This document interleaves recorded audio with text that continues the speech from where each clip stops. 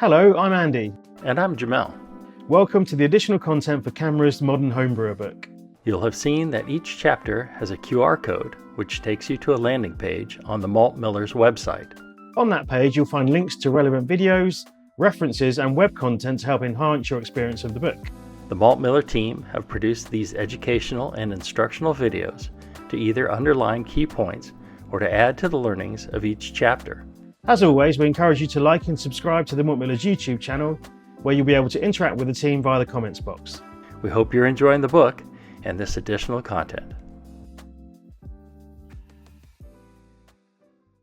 Generally speaking, with the quality of the dried yeast available now to homebrewers, the need to rehydrate your yeast has diminished greatly.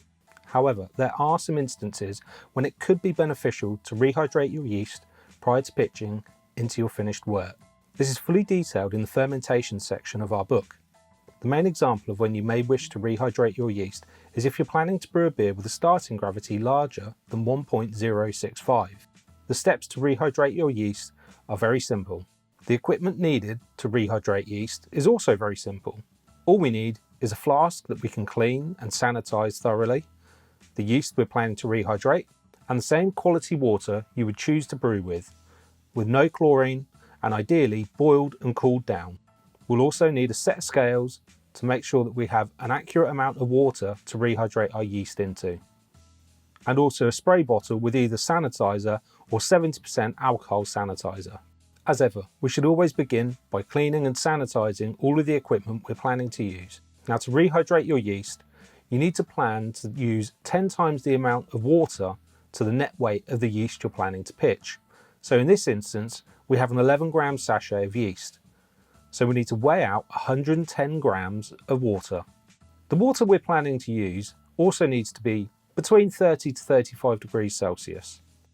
Then we can sanitize our scissors and also the yeast packet, cut open the packet of yeast and pour it into the water.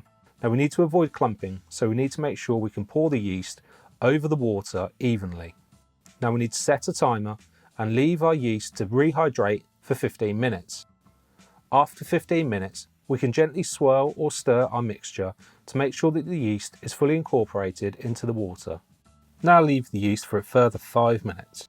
Now the yeast mixture needs to cool down, ideally to the same temperature as the wort you're planning to pitch it in. We detail steps for how to do this in the book, but generally we don't want to rush the cooling period too much. Equally, we don't want to hang around with this step though. We want to make sure that this yeast gets pitched into our finished wort as quickly as possible.